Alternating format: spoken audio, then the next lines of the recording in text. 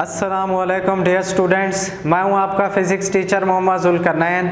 आज हम first year physics chapter number 7 के एक्सरसाइज के शार्ट क्वेश्चन को डिस्कस करते हैं। जो हमारे पास पहला शार्ट क्वेश्चन है उसकी स्टेटमेंट को मैं पढ़ने लगा हूं। Name the two characteristics of simple harmonic motion. Simple harmonic motion की हमने दो कैरेक्टरिस्टिक्स बतानी है, दो हमने बतानी इनकी खसूसियात। तो जो दो खसूसियात हैं, दो से ज़्यादा भी हैं, ये आपने पढ़ा हुआ है चैप्टर में भी, इसके इंट्रोडक्शन में जो दो प्रॉपर्टीज़ हैं इसकी वो हमने लिखी हुई हैं। पहली जो इसकी प्रॉपर्टी है, acceleration of body is directly proportional to displacement. Acceleration जो होता है हमारे पास उस बॉडी का, वो डिस्प्लेसमेंट के डायरेक्टली प्रोपोर्शनल है। इसका क्या मतलब है? इसका मतलब है जितना डिस्प्लेसमेंट कवर होगा, चेंज आएगा, उतना हमारे पास एक्सेलरेशन भी प्रोड्यूस होगा और उसमें चेंज आएगा। And always directed towards the mean position, और ये एक्सेलरेशन हमेशा मीन पोजीशन की तरफ होगा। इसको हम मैथमेटिकली कुछ इस तरह से डिनोट करते हैं। ए मीन एक्सेलरेशन, इसे हम प्रोपोर्शनैलिटी साइन बोलते हैं, directly proportional. X displacement, negative का मतलब always directed towards the mean position. दूसरा इसका पॉइंट हमारे पास है, total energy of the particle executing simple harmonic motion remains conserve. Simple harmonic motion में हमेशा जो टोटल एनर्जी होती है वो कांस्टेंट रहती है, कंजर्व रहती है। तो total energy is equal to kinetic energy plus potential energy is equal to constant. Next हमारे पास है question number 2, does frequency depends on amplitude for harmonic oscillator. क्या फ्रीक्वेंसी हार्मोनिक ऑसिलेटर पर डिपेंड करती है, इसके एम्पलीट्यूड पर डिपेंड करती है? तो सबसे पहले तो आपने लिखना है इसके लिए नो, क्योंकि फ्रीक्वेंसी एम्पलीट्यूड पर डिपेंड नहीं करती। फ्रीक्वेंसी डिपेंड करती है या तो लेंथ पर, या हमारे पास फ्रीक्वेंसी डिपेंड करती है मैस पर। तो इसके लिए देखें, आप दोनों इक्वेशन हमने लिखी हुई है। Frequency is equal to 1/2 pi के ओवर एम, ये मैस स्प्रिंग सिस्टम के लिए इक्वेशन हमने पढ़ी थी। और F is equal to 1/2 pi G over L, ये हमने पढ़ी थी सिंपल पेंडुलम के लिए। तो इन दोनों इक्वेशन में आप देखें कहीं भी एम्पलीट्यूड के बारे में कोई इंफॉर्मेशन नहीं है, तो फ्रीक्वेंसी हमारी एम्पलीट्यूड के इंडिपेंडेंट है। Know the frequency of oscillator is independent of amplitude of oscillation, ये इसके इंडिपेंडेंट है। Above equation shows that frequency is independent of amplitude। इन दोनों इक्वेशन से हमें पता चल रहा है कि जो हमारे पास फ्रीक्वेंसी है वो एम्पलीट्यूड से इंडिपेंडेंट है। नेक्स्ट हमारे पास है question number 3, can we realise an ideal simple pendulum. क्या हम आइडियल सिंपल पेंडुलम बना सकते हैं? आइडियल का मतलब होता है मिसाली, एक उम्दा। तो उसका सबसे पहले आपने आंसर लिखना है नो, नहीं हम बना सकते। क्यों नहीं बना सकते? उसके लिए हमें कोई 2-3 कंडीशन चाहिए होती हैं जो फुलफिल करना हमारे लिए नामुमकिन है। पहली कंडीशन क्या है हमारे पास? हमें चाहिए होता है एक हैवी, भारी बट स्मॉल मेटेलिक बॉब, हो एक छोटा सा लेकिन हो बहुत भारी, ये नामुमकिन है। अगर भारी लेना है हमने तो साइज भी तो उसका बड़ा होता जाएगा। एक तो ये कंडीशन। दूसरी, नो एयर रेजिस्टेंस, हवा की वजह से कोई रेजिस्टेंस फ्रिक्शन ना हो। क्या ऐसा मुमकिन है? ऐसा मुमकिन नहीं है, क्योंकि जहां हम एक्सपेरिमेंट करेंगे कुछ ना कुछ रेजिस्टेंस होगी, चाहे बहुत कम ही क्यों ना हो, होगी सही रेजिस्टेंस। तीसरा हमारे पास है वेटलेस एंड इनएक्सटेंसिबल स्ट्रिंग, एक ऐसा धागा या स्ट्रिंग चाहिए जिसके साथ हम बाब को बांधें, वो वेटलेस हो, इनएक्सटेंसिबल हो, ऐसा भी मुमकिन नहीं है। तो ये तीनों कंडीशन हम फुलफिल नहीं कर सकते। अगर हम ये फुलफिल नहीं कर सकते तो इसका मतलब ये हुआ हम आइडियल सिंपल पेंडुलम नहीं बना सकते। नेक्स्ट हमारे पास है question number 4, What is the total distance traveled by an object moving with simple harmonic motion in a time equal to its period if its amplitude is a।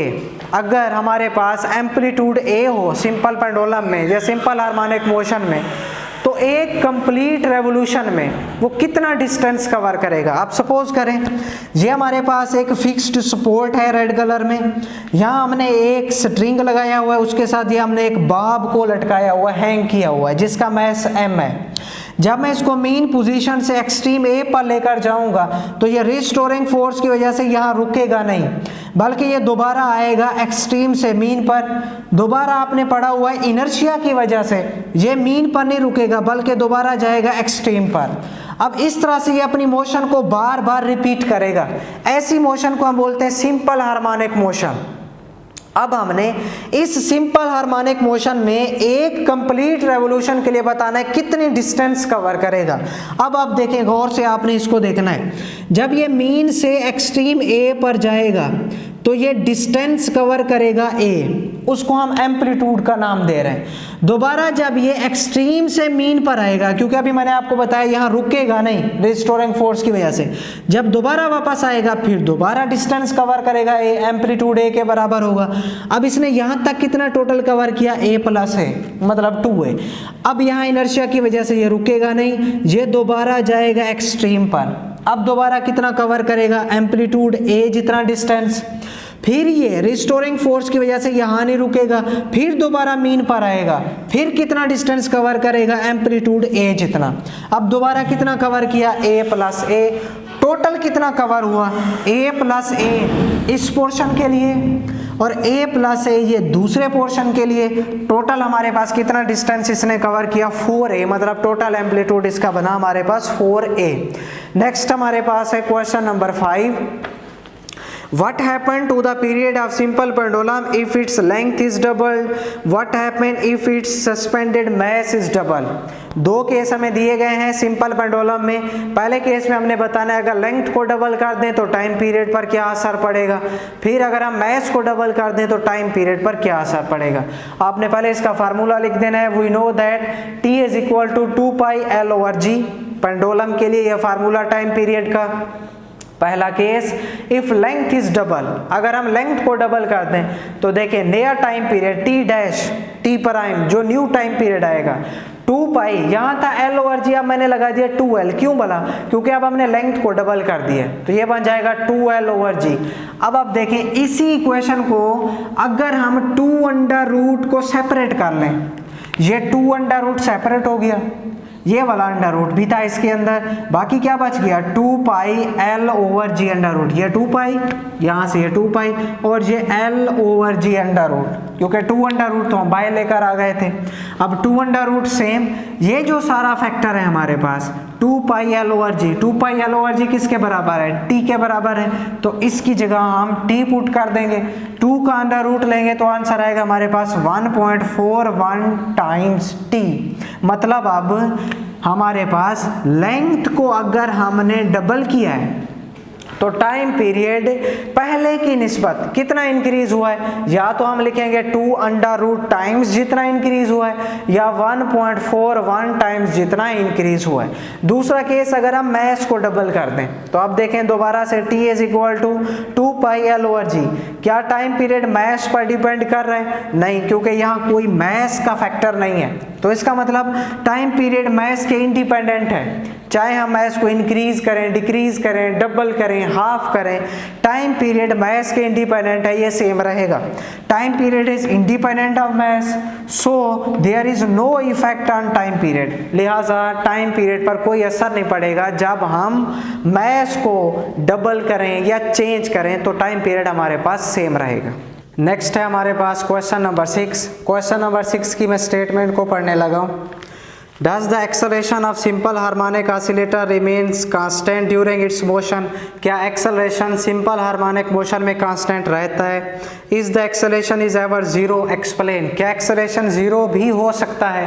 ये दो चीज़ें हमने बतानी है। पहले बताना है कि constant के बारे में, दूसरा zero हो सकता है या नहीं। तो सबसे पहले इसको हम कांस्टेंट के बारे में इंफॉर्मेशन देते हैं। Know the acceleration does not remains constant.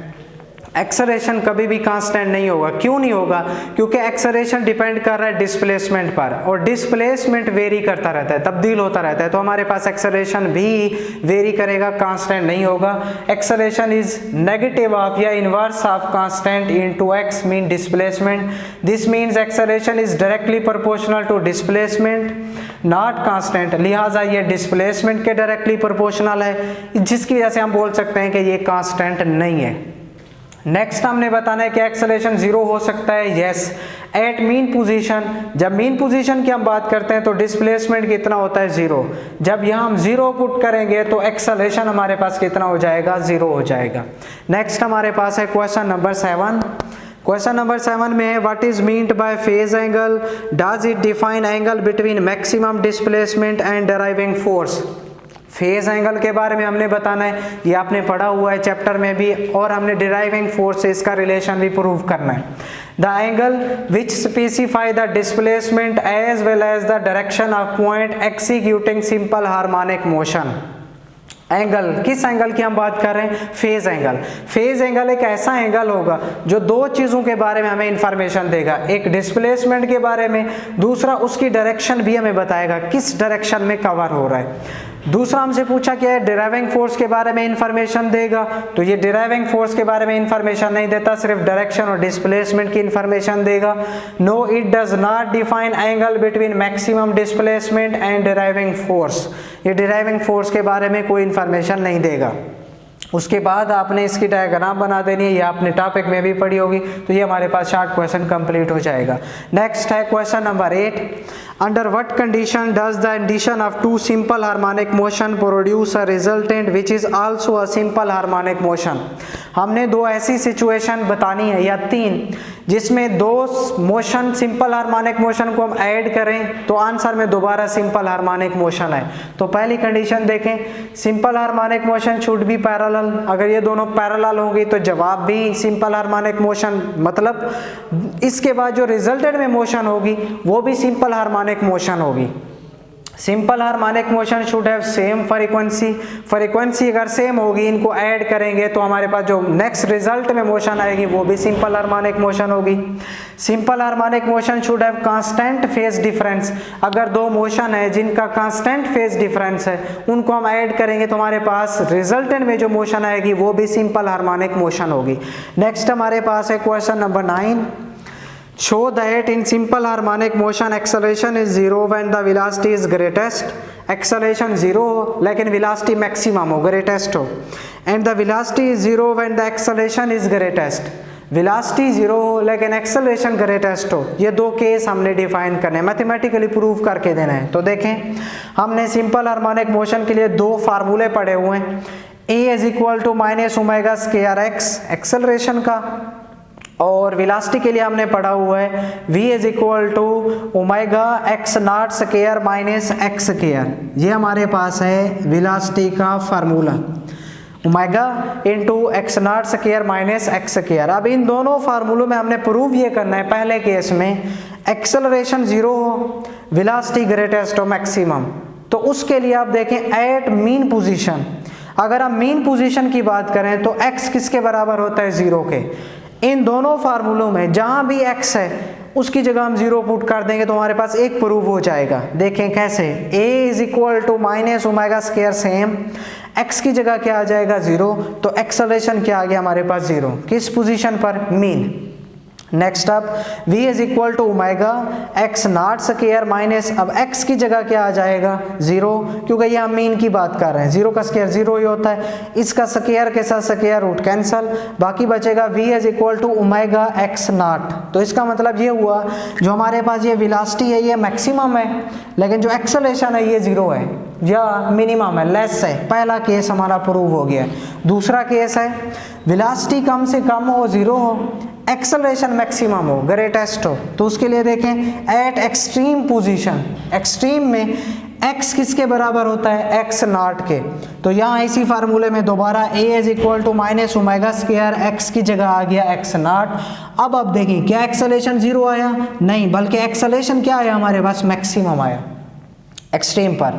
दूसरा फार्मूला वेलोसिटी के लिए v is equal to omega X naught square, यहाँ तक सेम माइनस, अब x की जगह क्या पुट कर देंगे? x नॉट, क्योंकि हम एक्सट्रीम पर चले गए, x not square minus x naught square cut जाएंगे, जीरो आ जाएगा, जीरो जिसके साथ मल्टीप्लाई हो आंसर जीरो, तो v हमारे पास क्या आ जाएगा? जीरो। तो ये दो केस हमने प्रूव कर दिए, पहला मीन पोजीशन पर और दूसरा हमारे पास आएगा एक्सट्रीम पोजीशन पर। नेक्स्ट हमारे पास है question number 10, in relation to simple harmonic motion explain.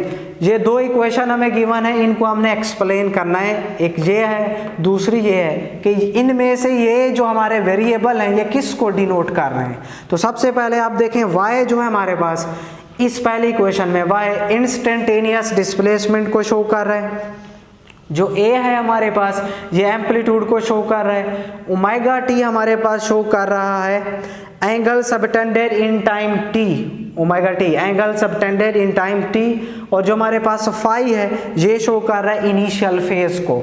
ये angle subtended in time T, initial phase, amplitude, instantaneous displacement. दूसरी इक्वेशन में ए किसको शो कर रहा है, एक्सेलरेशन को, ओमेगा एंगुलर फ्रीक्वेंसी, और एक्स इंस्टेंटेनियस डिस्प्लेसमेंट। बस हमने यही चीज़ें इसमें बतानी है। Question number 11, explain the relation between total energy, potential energy, kinetic energy for a body executing या फिर oscillating with simple harmonic motion. In energies के दरमियान हमने रिलेशन बताना है। इसी तरह का एक शॉर्ट क्वेश्चन हम पीछे भी करके आए। The total energy, potential energy and kinetic energy of simple harmonic motion always remains constant. ये हमेशा कांस्टेंट ही रहती हैं। तो total energy is equal to kinetic energy plus potential energy, ये किसके बराबर हो जाएगी, कांस्टेंट के। नेक्स्ट हमारे पास है question number 12, describe some common phenomena in which resonance plays an important role. Resonance के टॉपिक में आपने ये कुछ कॉमन फिनोमेना पढ़े होंगे, उनको आपने एक एक लाइन में एक्सप्लेन करना है। जैसे रेडियो ट्यूनिंग रेजोनेंस से हम करते हैं, माइक्रोवेव ओवन हो गया, ये भी आपने पढ़ा हुआ है टॉपिक में, म्यूजिकल इंस्ट्रूमेंट, ये जो तीनों हमारे पास हैं ये रेजोनेंस के असूल पर ही काम करते हैं। लास्ट में हमारे पास है question number 13, if a mass spring system is hung vertically and set into oscillation. अगर हमारे पास एक मैस स्प्रिंग सिस्टम हो, वर्टिकली उसको हैंग कर दें और ऑसिलेट करना शुरू कर दे वो, why does the motion eventually stop. तो कुछ देर के बाद उसकी मोशन रुक क्यों जाती है, ख़त्म क्यों हो जाती है। तो उसके लिए देखें आप, its motion eventually stop due to damping force. ये जो मोशन होगी हमारे पास, डैम्पिंग फोर्स की वजह से ये रुक जाएगी, स्टॉप हो जाए, ख़त्म हो जाएगी। क्यों डैम्पिंग, डैम्पिंग में रेजिस्टिव, रोकने वाले, डैम्प्ड, आहिस्ता आहिस्ता स्लो कर देना, रोक देना। तो अब कैसे होगी damping, the motion eventually stop due to friction and air resistance. जहाँ हमारा पेंडुलम होगा, ऑसिलेट कर रहा होगा, वहाँ कुछ ना कुछ एयर रेजिस्टेंस होगी, एयर फ्रिक्शन होगी, उस एयर फ्रिक्शन की वजह से डैम्पिंग की फोर्स प्रोड्यूस हो जाएगी, एम्पलीट्यूड आहिस्ता आहिस्ता डिक्रीज हो जाएगा, एक ऐसा टाइम आएगा कि इसकी मोशन इवेंचुअली स्टॉप हो जाएगी। तो हम कहेंगे हमारे पास जो सिंपल हार्मोनिक मोशन था, ऑसिलेट कर रहा था या सिंपल पेंडुलम, वो कुछ देर के बाद रुक गया है, किसकी वजह से, ड्यू टू डैम्पिंग फोर्स। तो डियर स्टूडेंट्स, ये थे हमारे पास चैप्टर नंबर 7 के एक्सरसाइज के शॉर्ट क्वेश्चन। होप सो आपको समझ आ गए होंगे। अल्लाह हाफिज़।